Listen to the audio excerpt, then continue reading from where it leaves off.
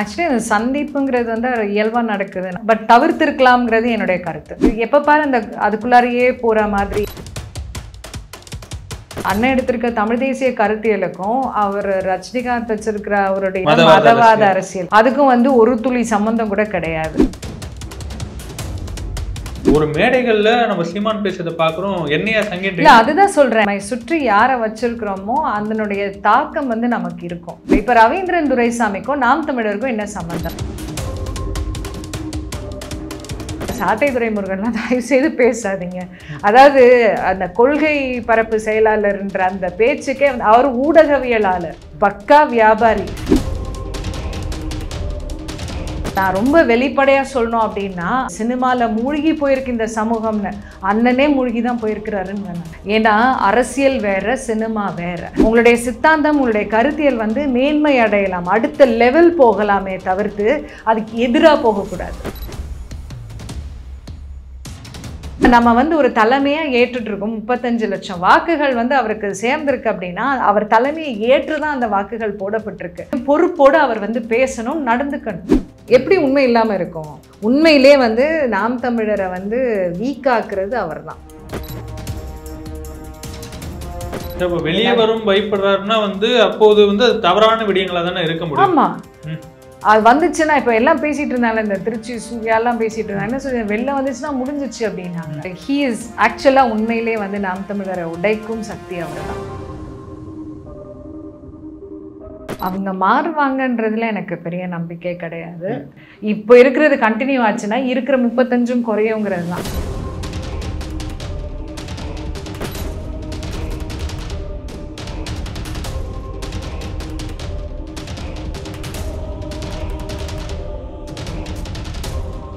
Bharat Institute of Higher Education and Research.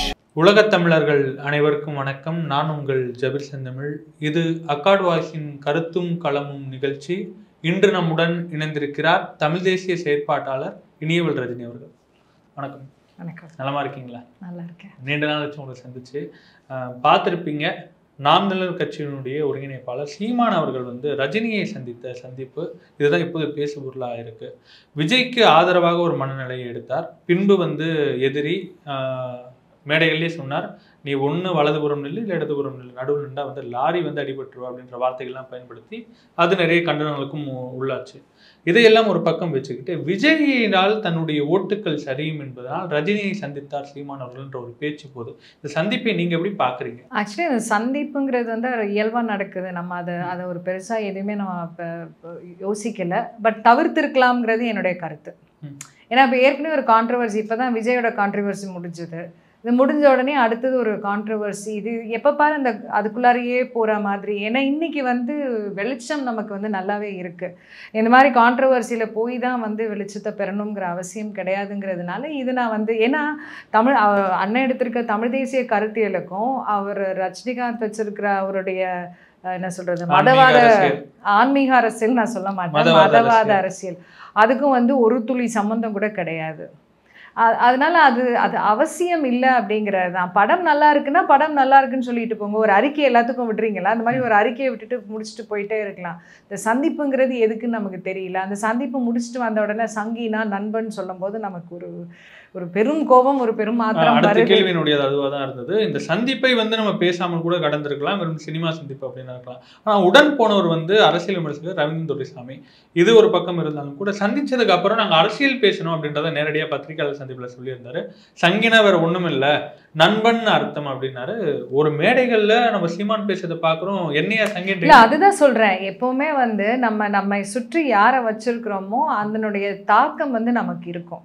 இப்போ எனக்கு அண்ணனை சுற்றி யார் இருக்காங்கன்னே நமக்கு புரிய மாட்டேங்குது. இப்போ ரவீந்திரன் துரைசாமி தான் இதை வந்து ஆர்கனைஸ் பண்ணியிருப்பாரு. இப்போ ரவீந்திரன் துரைசாமிக்கும் நாம் தமிழருக்கும் என்ன சம்பந்தம்? அவர் வந்து நாம் தமிழரை போற்றி பேசுறாரு. அண்ணன் என்ன செஞ்சாலும் இது வந்து பாசிட்டிவ், இது வந்து பாசிட்டிவ் அப்படின்னு. அவர் தவறுகள் செய்யும் போது கூட வந்து இது இப்போ ப்ளஸ் ஆகும் அப்படின்னு சொல்லும்போது வேணும்ட்டே வீழ்த்துறதுக்கான வழியை பார்க்குறாருங்கிறது தான் என்னுடைய பார்வை. ஏன்னா வந்து நம்ம ஒருத்தர் வந்து ஒரு ஒரு தன்னுடைய பாப்புலாரிட்டி குறையிறதுக்கான ஒரு சூழல் உருவாகும் போதெல்லாம் இல்லை யூஆர் பர்ஃபெக்ட் நல்லா போயிட்டுருக்கா அப்படின்னா அதுக்கு பின்னாடி என்ன இருக்கும்? காழ்ப்புணர்ச்சி இருக்கும். இல்லை இவங்களை சுற்றி இருக்கிற அந்த ஓட்டுக்களையோ இல்லை இவங்களை சுற்றி இருக்கிற அந்த பலமாக உள்ள ஆட்களையோ உடைக்கிறதுக்கான வழி தான் அது. ஏன்னா அவர் ஒவ்வொரு தடவையும் ஒரு விஷயம் பண்ணும் போதும் ஒரு செட் ஆஃப் பீப்புள் அவரை விட்டு விலகுறாங்க. இதுதான் ரியாலிட்டி. அப்போ இந்த விலகிறத என்கரேஜ் பண்ணுற ஒரு ஆள் வேற்று என்ன சொல்கிறது ஐடியாலஜி கருத்தியல் உள்ள ஒரு ஆள் வந்து நீங்கள் உள்ளே விட்டதே தப்பு. அதாவது இந்த ஐடியாலஜிக்காகவே உயிரை கொடுக்க தயாரானவர்கள் எல்லாம் வெளியேற்றப்பட்டு இந்த நாம் தமிழர் ஐடி விங்கால் புறக்கணிக்கப்படுறதும் இழிவுபடுத்தப்படுறதும் நடக்குது. ஓகே, ஆனால் இப்போ குறைஞ்சிருச்சுன்னு வச்சுக்கோங்க. இப்போ நம்மளெல்லாம் டச் பண்ணுறது கிடையாது. இப்போ பரிசாலனெல்லாம் செம்ம அடிப்பாங்க, நானும் சரியாக அடிவேன். இப்போ அதை விட்டுட்டாங்க.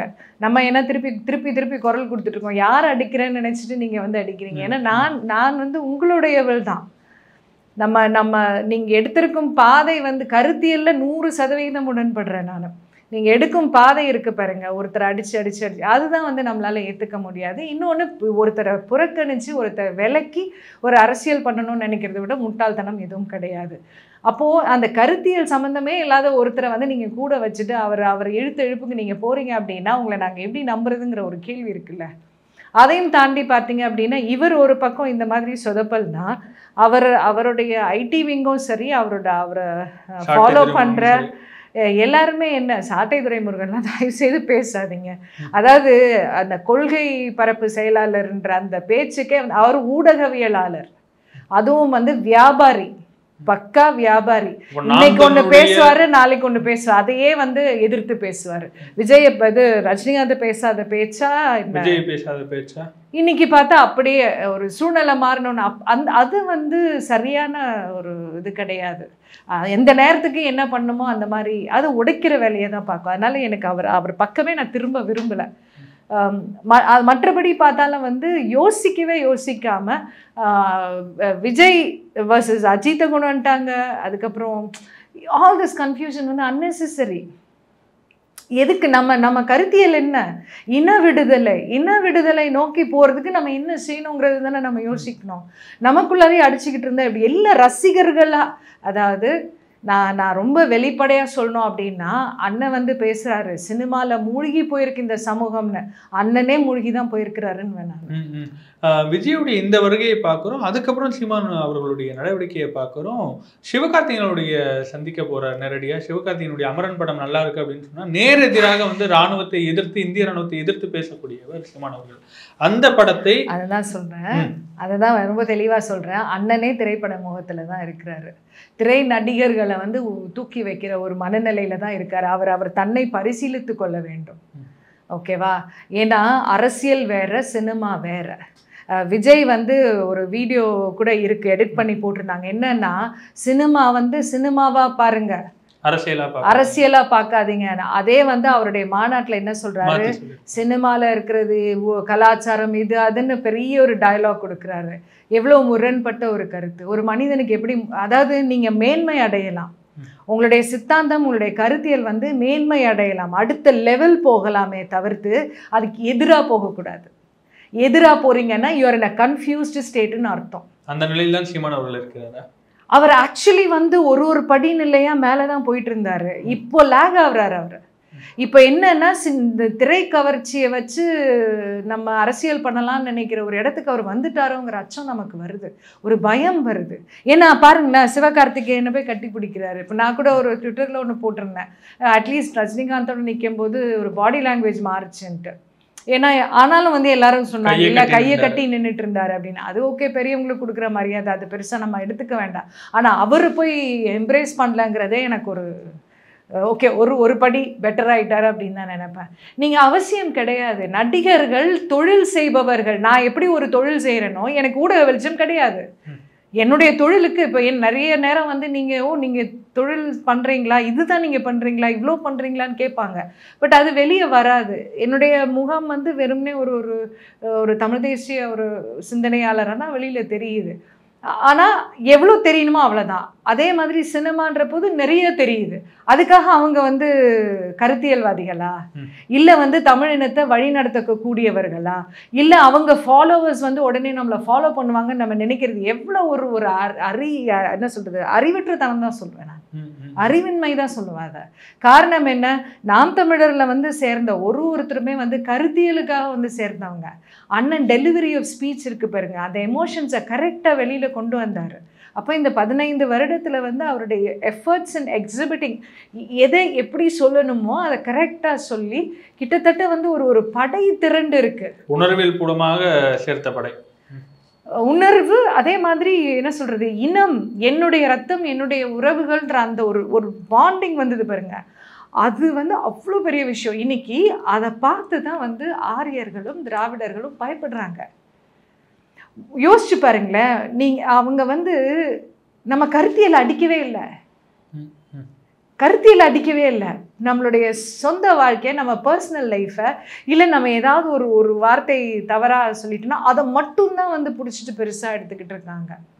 இப்போ இன்னைக்கு நம்ம பண்ண வேண்டியது என்ன, இந்த விஜய் அஜித் டிபேட்டு, ரஜினிகாந்த் டிபேட் இல்லை. நம்ம பண்ண வேண்டியது, கமலஹாசன் வந்து ஒரு குறிப்பிட்ட அளவு வாக்கை வந்து செதறடிச்சிட்டு ஒன்றுமே இல்லைன்னு சொல்லிட்டு போயிட்டாரு. இப்போ விஜய் களமிறக்கப்பட்டிருக்காரு. இப்போ களமிறக்கப்பட்டிருக்காரு அப்படிங்கிறத நான் ஏன் உறுதியாக சொல்கிறேன் அப்படின்னா, எப்படி கமலஹாசனுக்கு வந்து ஊடக வெளிச்சம், மெயின் ஸ்ட்ரீம் மீடியாவில் வெளிச்சம் கிடைச்சதோ அதே மாதிரி தான் விஜய்க்கும் பண்ணிக்கிட்டு இருக்காங்க. அரசியல் இப்போ நாம் தமிழருக்கு அந்த வெளிச்சத்தை கொடுக்கலல்ல. இப்போ இதே இந்த இவர் பேசுகிற இந்த சங்கீன் பேசுனது, இந்த மாதிரி விஷயங்கள்லாம் நடக்கிற இதே சமயத்தில் ஒரு போராட்டத்தில் கலந்து இருந்திருக்காரு. ஒரு போராட்டத்தில் அண்ணன் கலந்துருக்காங்க. நாம் தமிழர் யூனிட்ஸே நிறைய பேர் நிறைய விஷயங்கள் பண்ணிட்டு இருக்காங்க. அதை ஏன் ஊடகத்தில் காட்டலை, ஏன் காட்டலை? ஆனால் விஜய் வந்து போய் நிலம் கொடுத்த விவசாயிக்கு வந்து கிஃப்ட் கொடுத்தாரு, மோதிரம் கொடுத்தாரு, இப்படி இது மட்டும் ஊடகம் காட்டிக்கிட்டு இருக்கு. அப்போது யூ ஹாவ் டு அண்டர்ஸ்டாண்ட், அவங்க நம்ம தமிழ் தேசியத்துக்கான எதிரியை உருவாக்கிட்டு இருக்காங்க. விஜய் வந்து எப்படி கமலஹாசனோ அது மாதிரி தான் விஜய். இதை வந்து நம்ம டீகோட் பண்ணி மக்களுக்கு கொடுக்கணும். சண்டை போடாதீங்க நீங்கள். அதாவது என்ன நோக்கம், இப்போ விஜய் வந்து இதை பண்ணுறாருன்னா அதனுடைய நோக்கம் என்னன்ட்டு ஒரு டிபேட்டாக கொண்டு போங்க, ஒரு கருத்தியலாக கொண்டு போங்க. ஏன் இதை செய்கிறாரு? சரி, ஊடகம் வெளிச்சம் கொடுக்குதே, ஏன் வெளிச்சம் கொடுக்குது? அப்போ இந்த அரசு ஆளும் அரசு மத்தியிலும் சரி, நம்மளுடைய தமிழ்நாட்டிலையும் சரி, இந்த ஊடக வெளிச்சம் அலோவ் பண்ணுது அப்படின்னா அப்போ அதுக்கு பின்னாடி ஏதோ இருக்குல்ல. இதை சிந்திக்க வைக்கணும் மக்களை. நீயா நானான்னு சண்டை போடுறதுல ஒரு அர்த்தமும் கிடையாது. இதை தான் நம்ம மறுபடியும் சொல்லிக்கிட்டு இருக்கோம். நிறைய பேர் என்ன நினைக்கிறாங்க, நான் வந்து பிளவு பண்ணிக்கிட்டு இருக்கேன். பிளவு கிடையாது, நான் சிந்திக்க சொல்கிறேன். ஏன்னா எப்போவுமே வந்து இந்த மாதிரியான ஒரு பிளவை நமக்குள்ளார கொண்டு வந்து நம்மளை உடைக்கிறாங்க. உடையாதீங்க, உடையக்கூடாதுங்கிறேன் நான். இப்போ நம்ம வந்து ஒரு தலைமையாக ஏற்றுட்டு இருக்கோம். 35 லட்சம் வாக்குகள் வந்து அவருக்கு சேர்ந்திருக்கு அப்படின்னா அவர் தலைமையை ஏற்று தான் அந்த வாக்குகள் போடப்பட்டிருக்கு. அப்போ அந்த தலைமைக்குரிய அந்த பண்போட, புத்திசாலித்தனத்தோட, அதே சமயம் பொறுப்போடு அவர் வந்து பேசணும், நடந்துக்கணும். இந்த எதிர்பார்ப்பு ஏன் தவறு? எப்படி தவறாகும் சொல்லுங்க? ஏன் நம்ம திராவிடத்தை இந்த கிழி கிழிக்கிறோம், ஆரியத்தை இந்த கிழி கிழிக்கிறோம்? நாங்கள் ஓட்டு போட்டு உட்கார வச்சேன். அஃப்கோர்ஸ் நான் ஓட்டு போடலை, பட் ஓட்டு போட்டு உட்கார வச்சா நீ என்ன செஞ்சுக்கிட்டு இருக்கேன்ற கோபம் தானே. இன்னைக்கு வந்து விஜய் விஷயம், இந்த விஷயங்கள் எல்லாம் உருட்டிக்கிட்டு இருக்காங்களே, இப்போ அதானி பற்றிலாம் பேசணும். எவ்வளோ பெரிய ஸ்கேம் ஊடகம் பேசுதா? எப்படி டைவர்ட் பண்ணுறாங்க? நீங்கள் பேசுங்க. இன்னைக்கு வந்து விஜய் அரசியல், ரஜினிகாந்த் அரசியல், சங்கி அரசியல் இதெல்லாம் நமக்கு வேணாம். அதானி அரசியலை பேசுவோம், எக்ஸ்போஸ் பண்ணுவோம். இதுதான் நடக்குதுன்னு ஒரு சாமானிய மக்களுக்கு கொண்டு போவோம். இதுதான் வந்து இவங்க பண்ணணும். நாம் தமிழரும் சரி, அண்ணன் சீமானும் சரி, இதுதான் செய்யணுமே தவிர்த்து. ஆனால் நீங்கள் இதை செஞ்சாலும் போய் சேராது. ஆனால் செய்யுங்கன்ற நான். இதெல்லாம் ஒரு பக்கம் இருக்கட்டும். விஜயனுடைய அரசியல் வருகைக்கு அப்புறம், இந்த தமிழக வெற்றி கழகம் வந்ததுக்கு அப்புறம், நாம் தமிழர் கட்சியில் நிறைய வந்து குளறுபடி வரதை வந்து கண் கூட பார்க்குறோம். நிறைய நிர்வாகிகள் வந்து கூண்டோட வெளியே போகிறத பார்க்குறோம். இந்த விஷயம் நடக்கும்போது கூட கோவையில் 2 முக்கிய நிர்வாகிகள் வெளியேறிக்கிட்டு இருந்தாங்க. வெண்ணிலா அவர்களை திட்டிய அந்த ஒரு குரலாகட்டும், காளியம்மலை திட்டிய அந்த ஒரு குரல் பதிவாகட்டும், நிறைய வந்து பிரச்சனை நடந்துக்கிட்டே இருக்கு. இப்போ நான் உங்களுக்கு ஒரு சின்ன கேள்வி கேட்குறேன். நிறைய அரசியல்வாதிகள் நம்மளை சுற்றி இருக்காங்கல்ல, ஏதாவது லீக் ஆகுதா? இல்லை, நிச்சயம் இல்லை. ஏதாவது லீக் ஆகுதா? ஏன்? கவனம். தன்னை சுற்றி வந்து அந்த அந்த என்ன சொல்கிறது, சென்ஸ் ஆஃப் ரெஸ்பெக்ட் அதிகம் பண்ணி வச்சுருக்காங்க. வெளில போனால் முடிஞ்சிச்சு கதை அப்படிங்கிற அந்த அந்த தெரியும் அங்கே. அதனால் வெளியே கொண்டு வர மாட்டாங்க. அப்போது அவங்கக்கிட்ட ஒரு லீடர்ஷிப் குவாலிட்டி இருக்குது.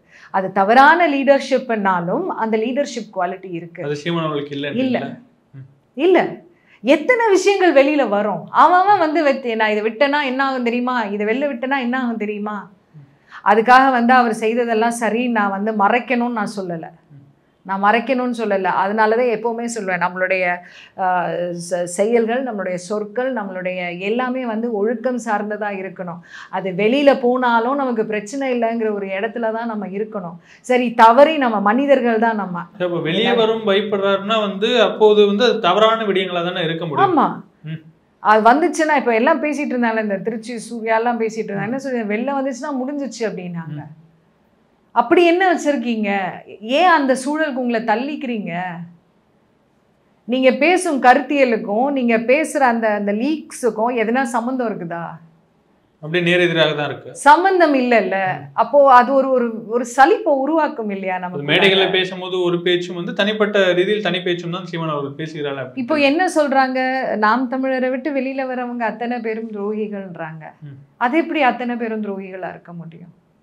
இருக்க முடியாது. அப்போ நீங்க வந்து உங்கள் தவறை திருத்தி கொள்ள வேண்டும். உங்களை சுற்றி வந்து இறுக்கமா உங்களை பற்றின தவறானவைகள் வெளியே வராத, நீங்கள் மனிதர்கள் தான் நம்ம.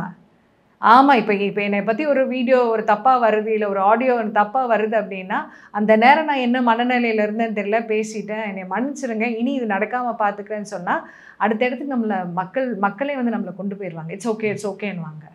அதை விட்டுட்டு நான் இப்படி தான் பேசுவேன், இதுதான் பண்ணுவேன், நமக்கு அது ரொம்ப வருத்தத்தை தருது. இப்போ இதை வந்து ஒரு அரசியலை உடைக்கிறதுக்கான பேச்சா நீங்கள் கேட்டிங்கன்னா இல்லை. ஒரு அண்ணன் கிட்ட ஒரு தங்கையாக வந்து ஐயோ அண்ணா நிறுத்தேன்னா உன்னை நம்பி நாங்கள் இத்தனை பேர் இருக்கோன்ற அந்த ஒரு குரல் தான். இல்லை, சித்தாந்தத்திற்கு பார்க்கலாம், ஆனால் தனி மனித புகழுக்கு வந்து நம்ம அடிமையை போயிடக்கூடாது. இல்லைன்னா தமிழ் தேசியத்துக்கு தான் இனிவில்றது பேசுனாங்களே தவிர்த்து சீமானிதத்துக்கு பேசவில்லை. அப்போ சீமான் செய்யக்கூடிய அந்த ஒரு தவறுகளை தட்டி கேட்கறது தானே ஒரு, அதுதான் அறம். தமிழர் அறமே அதுதான். இப்போ என்ன சொல்லுவாங்கன்னா, நம்ம அதிகாரத்துக்கு வந்துடலாம், அதிகாரத்துக்கு வந்த பிறகு நம்ம வந்து சரி பண்ணிக்கலாம். நீ அதிகாரத்தில் இல்லாத போதே வந்து தவறுகள் செய்த ஒரு ஆட்களா இருந்தா அதிகாரத்துக்கு வந்த பின்பு எவ்வளவு தவறு என்ன பண்ண முடியாது உங்களால. அப்போ நம்மளுடைய ஆரம்பமே சரியான ஆரம்பமா தான் இருக்கணும். நம்மளுடைய தவறுகளை களைஞ்சு சரி எது சரியோ அதை நம்ம செய்வோம். நம்ம மக்களுக்கான ஒரு அரசியலில் வந்து அழகாக கொடுப்போம். எதை பேசணுமோ அதை பேசுவோம். புரளிகள் நமக்கு தேவை கிடையாது, தேவையில்லாத சர்ச்சைகளும் நமக்கு தேவை கிடையாது. சர்ச்சைகளில் வளர்ந்தது தான் வந்து நாம் தமிழர், அதில் எந்த மாற்று கருத்தும் கிடையாது. ஆனால் எப்படிப்பட்ட சர்ச்சை, எதனா ஒன்று வெட்டி பாட்டன் என்பது அது மாதிரியான சர்ச்சை இல்லை. நீங்க ஒரு கிளிப்பிங், இவர் இப்படி வந்து இப்போ கிறிஸ்தவர்கள்லாம் வெளியே இருந்து வந்தவங்க அப்படின்ட்டு ஒரு கிளிப் எடுத்து போடுறாங்க, என்ன இவர் இப்படி பேசிட்டாரு அப்படின்னு சொல்லிட்டு அந்த ஃபுல் டாக்கை கேட்கும்போது என்ன ஆகும் அப்படின்னா, இவர் சரியா தானே பேசியிருக்காரு. அவங்க சர்ச்சையா உருவாக்க நினைச்ச விஷயம் வந்து சரியான விஷயமா இருந்தது. அது ஒரு காலம் அப்படிதான் நாம் தமிழர் வளர்ந்துச்சு. இந்த மாதிரி என்ன சொல்றது, ஐயோன்னு தலையில கை வைக்கிற மாதிரி இல்லை, அப்போ முன்னாடி இருந்தது கிடையாது. இது 2 வருடமா தான் இந்த மாதிரி நடந்துகிட்டு இருக்கு. புரியுதா? சர்ச்சை வளரும். நீ அண்ணன் வந்து is good in creating conflicts. அது வந்தாதான் வந்து மக்களை ரீச் பண்ண முடியுங்கிறதுல 100% நம்பிக்கை உள்ள ஆள். அதே சர்ச்சை தான் இப்போ சங்கி என்றால் நண்பன் என்பதுமா சர்ச்சை. அதுதான் சொல்றேன்ல, அந்த சர்ச்சைக்குரிய வார்த்தைகளை தேடி நீங்க அந்த டாக், அவர் பேசிய முழு காணொலியும் நீங்க பாத்தீங்க அப்படின்னா அவருக்குரிய ஆளை நீங்க மாறிடுவீங்க, அவர் கருத்தியில நீங்க உள்வாங்கிப்பீங்க. இன்னைக்கு இவர் பேசுறதை கேட்டீங்க அப்படின்னா என்னையா பேசுறாரு அப்படிங்கிற கோபம் வருது நமக்கு. ஏன்னா இன்னைக்கு வர்ற சர்ச்சை வந்து தேவையற்ற சர்ச்சை, அது ஒரு கருத்தியல் உருவாக்கத்துக்குரிய சர்ச்சை கிடையாது. இதெல்லாம் ஒரு பக்கம் இருக்கட்டும், சாட்டை துரைமுருகன் அவர்கள் ரஜினி சந்திப்பை வந்து சொல்லியிருந்தார். சினிமா குறித்து ரஜினி அவர்கள் வந்து அழைத்தார் அப்படின்னு சொல்லி. இன்னொரு பக்கம் வந்து சீமான் அவர்கள் சொல்றாரு, நான் தான் வந்து கேட்டு போனேன் அப்படின்ற ரவீந்திரன் துரைசாமியினுடைய ஒரு ஆதரவா இருக்கு, அரசியல் பேசணும் அப்படின்றது இருக்கு. சாட்டை துரைமுருகன் ஒரு ஸ்டேட்மெண்ட் கொடுக்குறாரு, சீமான் அவர்கள் என்ன நடக்குது? எல்லாரும் ஒரு பக்கம் போனா அவர் ஒரு பக்கம் போவார்.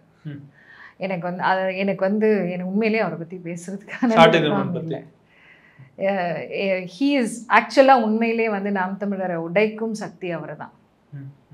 வெளியேறினவர்களும் நிறைய பேர் அவரை தான் கை கட்டிட்டு இருக்காங்க. நானுமே அவரை தான் கை கட்டுவேன்.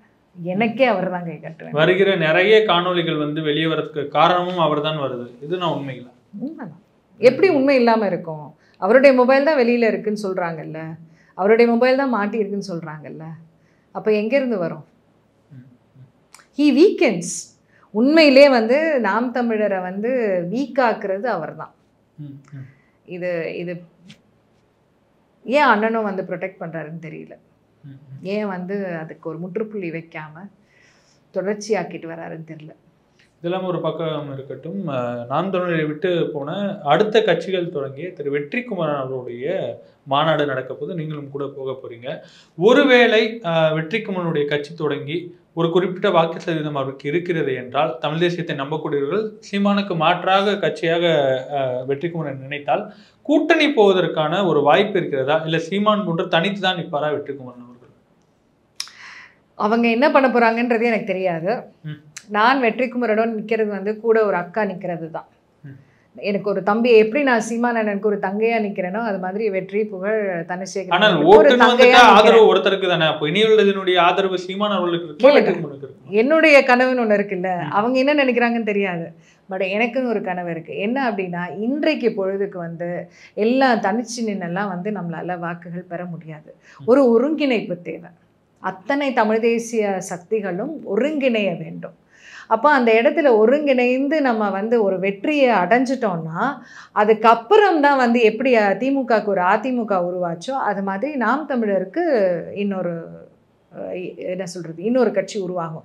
ஏன்னா எப்போவுமே இந்த மாதிரி காம்படிஷன் இருந்தால் தான் வந்து யார் பெட்டராக பண்ணுறாங்கன்ற ஒரு சூழல் உருவாகும். அப்போ அந்த நேரத்துக்கு நம்ம அது ஓகே. ஆனால் அதுக்கு இன்னும் நேரம் இருக்குது, காலம் இருக்குது. இப்போ உள்ள காலத்தில் வந்து விலக்கப்பட்டவர்கள் கட்சியிலேருந்து விலக்கப்பட்டுட்டாங்க இல்லையா, வெளில போயாச்சு, வேறு வழி இல்லை. இப்போ நான் வந்து யோசிச்சு பார்த்தேன் என்ன பண்ணுறது. ஆக்சுவலி பாரிசாலன் இயக்கம் ஆரம்பிச்சிருந்தா நான் கூட சேர்றதுக்கான ஒரு மனநிலையில் தான் இருந்தேன். ஏன்னா எனக்கு ரொம்ப ஒத்து போகிற ஒரு நபர், என்னுடைய ஐடியாலஜிக்கு கிட்டத்தட்ட பார்த்தீங்கன்னா நான் என்ன யோசிக்கிறேனோ அதே தான் அவர் பேசுவார்.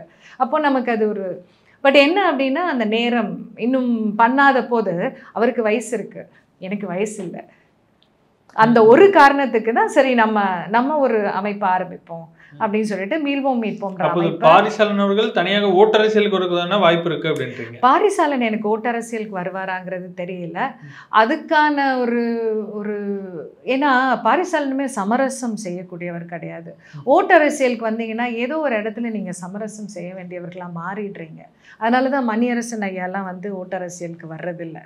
சில பேர் வந்து இல்லை எனக்கு ஓட்டரசியல், அப்போ எனக்கு புரியாது ஏன் இவங்க இதை சொல்கிறாங்கன்றது புரியாது. ஆனால் இப்போ புரியுது. அதாவது நீ என்ன வேணா இருந்தாலும் நீ தவறு செஞ்சால் நீ அதை சுட்டி காட்டுவேங்கிறது தான் வந்து இயக்க அரசியல். அப்போ அதுக்கு தான் வந்து பாரிசாலன் செட் ஆவாருங்கிறது என்னுடைய இது. பட் இப்போ சின்ன பையன்தான், he is below is 30s only. அப்போ இன்னும் நேரம் இருக்குது, காலம் இருக்குது, பக்குவப்படுறதுக்கான காலம் இருக்குது, ஒரு அரசியல் தளத்துக்கு வர்றதுக்கான காலமும் இருக்குது. எனக்கு தெரிஞ்சு இப்போ இயக்க அரசியல் தான். இப்போ என்னுடைய கேரக்டருக்கு வந்து நான் என்ன சொல்கிறது, வயதானாலும் பக்குவப்பட்டாலும் வந்து நமக்கு தெரியுது நமக்கு அரசியலை விட இயக்க அரசியல் தான் செட் ஆகும்னு. அதனால் நான் வந்து மீள்வோம் மீட்போம்ன்ற அமைப்பை வந்து ஆரம்பிச்சிட்டோம். இதுலேருந்து பல விஷயங்கள் நாங்கள் பண்ணிக்கிட்டு இருக்கோம். இதை தொடர்ந்து நாங்கள் செஞ்சுட்டும் இருப்போம். இப்போ என்ன அப்படின்னா, ஒருங்கிணைஞ்சு எல்லாரும் வேலை செஞ்சாங்கன்னு வச்சுக்கோங்க. இப்போ அண்ணனே வந்து விஜய்கிட்ட கூட்டணிக்கு பேசிகிட்டு இருந்தாங்கல்ல, நீங்கள் விஜய்கிட்ட பேசாதீங்க, வெற்றிக்குமரன் கிட்ட பேசுங்க. போயாச்சு. இனி அவங்க வந்து திருப்பி உங்களுடைய தலைமை கீழே வர்றதுக்கான வாய்ப்புகள் மிக மிக குறைவு. அதே மாதிரி வேல்முருகன் வந்து அவர் மறுபடியும் உள்ளே வரணுங்கிற அவருக்கு வந்து அவர் ஏற்கனவே உள்ளே வரணும்னு ஆசைப்பட்டவர் தான். அண்ணன் தான் ஆக்சுவலி வந்து இல்லை நீங்கள் திமுகவோட பயணிங்கன்னு சொல்லி அனுப்புனதே அண்ணன் தான் ஆக்சுவலாக எனக்கு தெரிஞ்ச வரைக்கும். அப்போது இந்த மாதிரியான ஆட்கள் சின்ன சின்ன தமிழ் தேசிய கட்சிகள் ஒரு சில இடத்துல வந்து ரொம்ப பாப்புலராக இருப்பாங்க. அவங்க எல்லாரையும் கூட்டணியாக சேருங்க. இப்போ மதுரைக்கு நீங்கள் வந்து ஒரு வேட்பாளர் அறிவிக்கிறீங்கன்னா இவங்களுடைய கூட்டணிக்கு நாங்கள் இதை கொடுத்துட்றோம் அப்படின்னு அவங்க ஒர்க் பண்ணட்டும். அப்போ என்ன ஆகும் அப்படின்னா, நம்ம ஒருங்கிணைஞ்சு வேலை செய்யும் போது வெற்றி வந்து கண்டிப்பாக நம்மளால் அடைய முடியும். நேற்று வந்து விஜய் அவர்களே வந்து ஆட்சியில் பங்கு அப்படின்றத சொல்கிறார். அதை வந்து விசிகாவினுடைய துணை பொதுச் செயலர் ஆதவர்ஜனாவும் வந்து வழிமொழிகிறார். ஆமாம், விசிகாவினுடைய நீண்ட நாள் கோரிக்கையே அதுதான், ஆட்சியில் பங்கு அப்படின்றது அப்படின்றாங்க. இப்போது வந்து விஜய்க்கும் கூட கூட்டணியுடைய முக்கியத்துவம் தெரிஞ்சிருக்கு. சீமான் அவர்களுக்கு கூட்டணியுடைய முக்கியத்துவம் தெரியல. இல்ல, கூட்டணி அவர் வந்து மற்ற திராவிட அரசியல் மற்ற அவங்க கிட்ட கூட்டணி போறதுல நமக்குமே உடன்பாடு கிடையாது. அவர் தப்பி தவறி அந்த மாதிரி கூட்டணி போனா உடனே வந்து நம்ம எதிர் திசைக்கு மாறிடும். அதுதான் ரியாலிட்டி. ஓகேவா? ஏன்னா அது நம்மளால ஏற்றுக்கொள்ளவே முடியாது, அந்த கூட்டணியை ஏற்றுக்கொள்ளவே முடியாது. ஒன்றும் இல்லை, இப்போ விஜய் வந்து திராவிடமும் சொன்ன உடனே வந்து ஒரு பேக் அடிக்க வேண்டிய ஒரு இடத்துல தானே நம்ம இருக்கோம். அப்போ அது வந்து இயலாத ஒரு விஷயம். ஆனால் இன்னைக்கு வந்து தமிழர் ஒருங்கிணைப்பு இயக்கம் சொல்லி ஆரம்பிச்சிருக்க வெற்றிக்குமரன் வந்து 100க்கு 100 இவருடைய கருத்தியலை தான் எடுத்திருக்காரு. தமிழ்நாடை பொறுத்த வரைக்கும் தமிழர்கள் தான் அதிகமாக இருக்கிறோன்ற போது இந்த ஒற்றுமை, இது எல்லாத்தையும் தாண்டி இந்த ஒற்றுமை வந்தது அப்படின்னா நம்ம வந்து கண்டிப்பாக இந்த தேர்தலையே நம்மளால் வெற்றி அடைய முடியும். இன்னொரு பக்கம் காளியம்மாளுடைய ஒரு குரல் பதிவு வந்திருந்தது, நீங்களும் பார்த்துருப்பீங்க. நீங்களும் கூட நிறைய கண்டனம் அதுக்கு தெரிஞ்சுங்க, மசரு உசுறு பிசுறு இப்படின்னு பேசினதுக்கெல்லாம். இது ஒரு பக்கம் இருக்கட்டும். இந்த ஒரு காணொலி வந்ததுக்கப்புறம் வந்து காளியம்மாளுடைய குரல் எங்கேயும் கேட்கறதில்லை, எந்த ஒரு மேடையிலையும் காளியம்மாளை பார்க்க முடியவில்லை. இன்னொரு செய்திகள் வருது, காளியம்மாள் மற்ற கட்சிகளுக்கு மாறுவார், மற்ற கட்சிக்கு மாறுறாங்க அப்படின்ற தகவல் வருது. உங்களுடைய பார்வை என்னவா இருக்கு? அவங்க மாறுவாங்கன்றதுல எனக்கு பெரிய நம்பிக்கை கிடையாது. அதுவும் திமுகவுக்கு போகிறாங்க அப்படின்லாம் அது எனக்கு தெரிஞ்ச வாய்ப்பு கிடையாதுன்னு தான் நினைக்கிறேன். ஏன்னா கொள்கை உறுதியுள்ள ஒரு பெண்.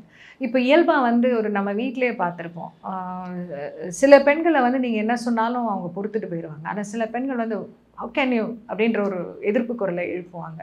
காரணம் என்னென்னா, ஆளுமை மிக்க பெண்கள், சுயமரியாதை, தன்மானம் அதிகம் உள்ள பெண்கள் வந்து இன்னொரு ஒரு பெரிய பிரச்சனை என்ன அப்படின்னா, பெண்கள் வந்து பாசம் வச்சுட்டாங்கன்னு வச்சுக்கோங்களேன், நீங்கள் திட்டுறீங்க அப்படின்னா கோபப்படுறதை விட நொறுங்கி போகிறது தான் அதிகமாக இருக்கும். இப்போ நீங்கள் நான் வந்து உங்களை ஒரு தம்பியாக பார்க்குறேன், ஒரு அன்போடு பார்க்குறேன், நீங்கள் வந்து என்னை ஏதோ ஒரு விதத்தில் எனக்கு பின்னாடி கேவலமாக பேசிட்டீங்கன்றது நான் கேள்விப்படும் போது நீ எப்படி பேசலான்னு உங்ககிட்ட வரமாட்டேன். நான் எப்படி இப்படி பேச முடிஞ்சது, என் முன்னாடி நல்லா தானே இருந்தாங்க, எப்படி அப்படிங்கிற ஒரு ஒரு ஒரு ஒரு அது ஒரு பெரிய வலி. அது இதை நானுமே அனுபவிச்சிருக்கேன் இதை. அதனால் அவங்கள பொறுத்த வரைக்கும் வந்து அந்த அமைதிக்கு பின்னாடி இருக்கிறது, ஒரு வார்த்தை கூப்பிட்டு ஏதோ அந்த நேரம் சொல்லிட்டேன் பெருசாக மனசில் வச்சுக்காதம்மா அப்படின்னு அவர் சொன்னாருன்னா அவங்க திருப்பியும் வந்து லைவ் ஆகிறதுக்கான வாய்ப்புகள் அதிகம். பெண்கள் வந்து டக்குன்னு we have this capacity to forgive, சீக்கிரமே வந்து சரி ஓகே. இவ்வளவு செய்திகள் வருது, தன் பக்கத்துல ஒரு தன் விளக்கம் சொல்லி போட்டிருக்கலாமே காளியம்மாள் அவர்கள். நிறைய செய்திகள் வந்தாலும் அமைதி காப்பது. இங்க பாருங்க, இப்ப நானே வந்து பல விஷயங்கள் வெளியில பேச மாட்டேன். அண்ணன் வந்து பெட்டர் ஆகணுங்கிறதுக்காக சில விஷயங்கள் பேசுறதே வந்து ரொம்ப நெகட்டிவா எடுத்துட்டு போகுது. ஓகே, அது அந்த மாதிரி ஆயிடக்கூடாதுங்கிறதுக்காக தான் நான் கட்சியை விட்டு வெளியே வந்து நிற்கிறேன். இப்போ காளியம்மாள் வந்து வெளியில வந்து என்ன பண்ணுவாங்க? வாய்ப்பு இல்லைன்றது கிடையாது. அவங்களுடைய திறமைக்கு, அவங்களுடைய ஆளுமைக்கு, அவங்களுடைய புத்திசாலித்தனத்துக்கு, அவங்களுடைய அறிவுக்கு வேற லெவல் போக முடியும்.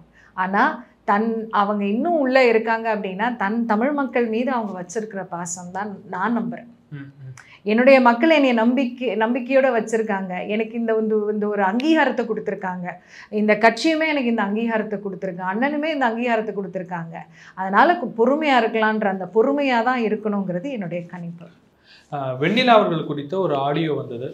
சீமான் அவர்கள் மீது வைக்கப்படுற ஒரு மிகப்பெரிய விமர்சனம், கல்யாணசுந்தரம் அவர்கள் வெளியே போகும்போதும் ராஜீவ்காந்தி அவர்கள் வெளியே போகும்போதும் தன்னுடைய முகத்தை தாண்டி மற்றொரு வளர்கின்ற போது அதை வந்து பொறுத்து கொள்ள தன்மையில் வந்து சீமான் அவர்கள் இல்லை, தான் மட்டுமே வந்து ஒரு தனிமுகமாக இருக்க வேண்டும் அப்படின்ற ஒரு பதிவை வைக்கிறாங்க. இதை ஏற்றுக்கிறீங்களா? நடக்கிறதெல்லாம் பார்த்தா ஏற்றுக்கக்கூடிய ஒரு இடத்துல தான் இருக்கலாம். கட்சி தன்னை முன்னிலைப்படுத்தி மட்டும்தான் செல்ல வேண்டும் என்கின்ற ஒரு மனப்பான்மையை கொண்டவரா? அதை நான் இருக்கலாம். ஆனால் நான் எப்படி இதை பார்க்குறேன் அப்படின்னா, அண்ணனுக்கு நேரடியாகவே இதை சொல்ல விரும்புகிறேன். நேசிக்கப்படுவதுங்கிறது வந்து மிகப்பெரிய வரம். உங்களை ஒருத்தர் வந்து நேசிக்கிறாங்க, உங்களுக்காக உயிரை கூட கொடுக்க ரெடியாக இருக்காங்க, உங்களுக்காக என்ன வேணாலும் செய்வாங்கன்ற அந்த பாசம் இருக்குது பாருங்கள், அந்த நேசம் இருக்குது பாருங்கள், அது மிகப்பெரிய வரம். எல்லாருக்கும் அவ்வளோ சுலபத்தில் கிடைக்காது. அது அவருக்கு கிடச்சிருக்கு.